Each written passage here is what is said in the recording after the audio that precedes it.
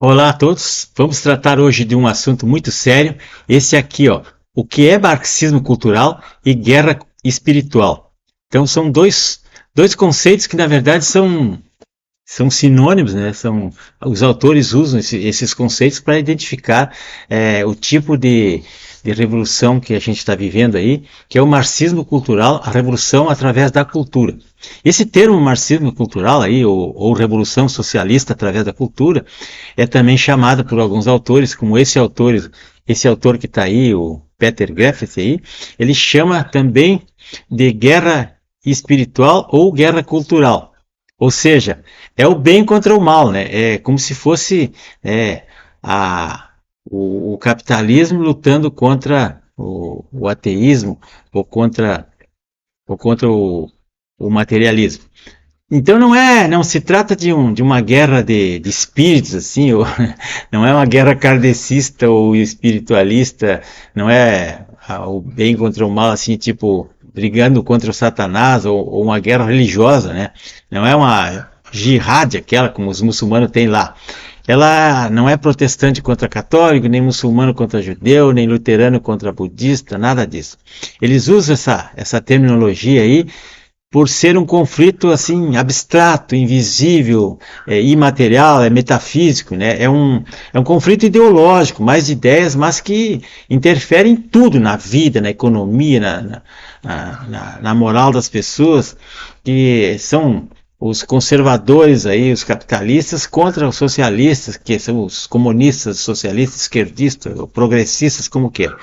Então a esquerda, ela criou a tal luta de classes aí, baseada no marxismo, né? Que são os ricos contra pobres, ateus contra crentes, mulheres contra os homens, negros contra os brancos, gays contra os héteros, trabalhadores contra os patrões, assim, criaram dezenas e dezenas de divisões dessa luta de classes aí, para poder convencer e transformar a sociedade através disso.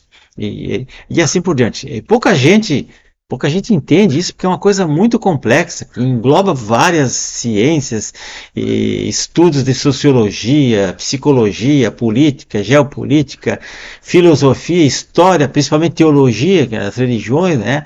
E o marxismo, né? O marxismo que está envolvido nisso tudo aí, que engloba a economia e uma religião autoritária, né? Uma religião sem Deus. E como qualquer conflito, o Peter aí fala, qualquer conflito, para que um lado vença o conflito ou a guerra, é preciso saber algumas coisas, algumas estratégias, né? Por exemplo, que tipo de armas, entre aspas, vai ser usada, qual é o campo de atuação, como é que vão fazer e assim por diante. Então ele numerou 9 princípios aqui, né? O Peter Kraft, esse autor que está ali, ó. Nesse livro dele ele fala os princípios dessa guerra marxista cultural aí. O primeiro princípio é você precisa saber, precisa estar consciente de que tipo de guerra você está lutando, né? Não é aquela de um exército contra outro, é uma guerra, né, híbrida, assim, escura, assim, não é revelada, ela é oculta, mas ela existe. E segundo, você precisa saber quem é o seu inimigo, conhecer o inimigo, quem é que está atacando você, o que está perseguindo e o que está lhe oprimindo. Terceiro, saber que tipo de guerra você está enfrentando. Isso aí é aquilo que eu já tinha falado, né? Quais as armas que ele usa, que é a arma psicológica, né? A cultura, e como é que eles agem. O quarto, saber quais as regras dessa batalha, qual é as regras que eles usam. Bom, a gente sabe que eles usam todas as regras sujas possíveis. Mentiras, trapaças, fake news, eles usam corrupção, sabotagem, boicotes, desinformação, censura, perseguição política. Todas essas armas, que eu chamo de essas regras deles, eles usam para atacar e para vencer os extrema-direita, como eles chamam, as pessoas conservadoras, as pessoas da direita. Então, e quinto, saber quais as estratégias, né? Quais os planos que o inimigo tem. Bom, o plano todo mundo está vendo, é quebrar o país, é destruir a economia, sucatear forças armadas, roubar tudo que for possível roubar, aparelhar as instituições. Eles estão tentando tudo, destruir a educação, proibir as pessoas de falar, censurar, perseguir, eles estão fazendo tudo, né? E isso aí são os planos do inimigo. Sexto, qual o campo de batalha principal dessa gente? Bom, aí o campo de batalha dele está na educação, está na cultura, está na justiça. Eles aparelharam as Forças Armadas, as polícias, o Ministério Público, a religião, né?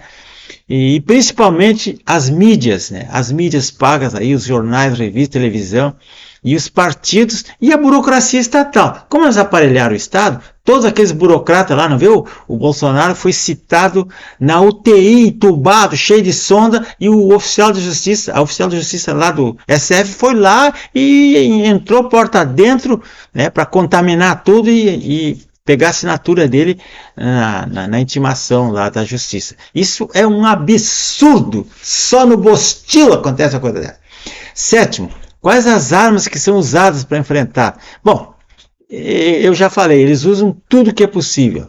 E oitavo, quais as armas certas a serem usadas? Bom, aí a gente vai ter que ver, né?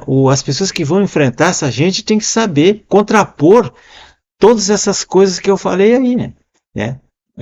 Contra-atacar o que eles fazem, porque eles rasgam a Constituição, não obedecem leis, eles criam as leis na hora. Então, não adianta ficar falando, porque eu estou agindo dentro das 4 linhas. Não adianta, eles não agem dentro das 4 linhas. Então, se eu estou agindo dentro das 4 linhas, eu vou cobrar do outro que haja igual a eu. Se ele não fizer o que eu faço, está errado, e aí nós já vamos se enfrentar. É isso que tem que ser feito. E tem que trancar o pé, não adianta, tem que trancar o pé. Bom, nono, qual a finalidade é a perseverança, a união e a certeza da vitória. Se a pessoa não tiver certeza de que vai vencer, nem entre na luta, porque vai se dar mal.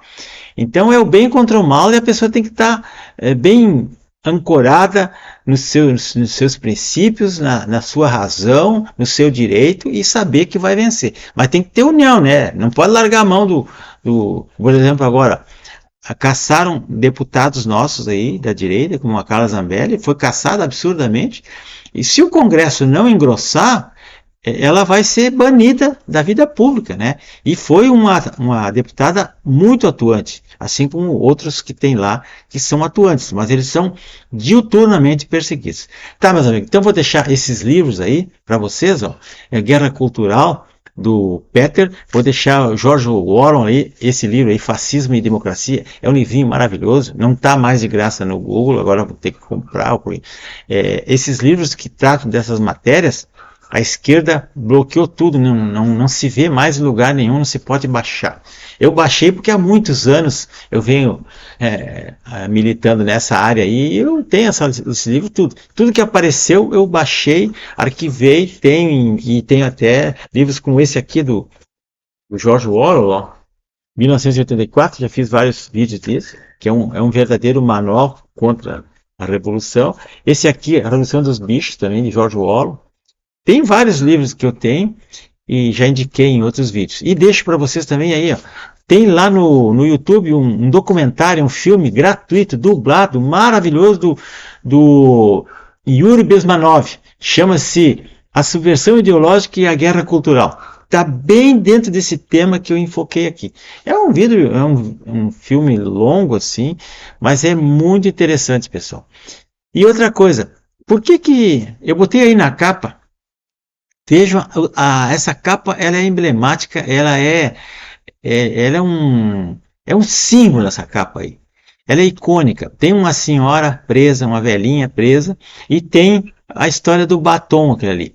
Então, se vocês observarem, eles estão perseguindo as mulheres o tempo todo. As mulheres são as que mais foram perseguidas.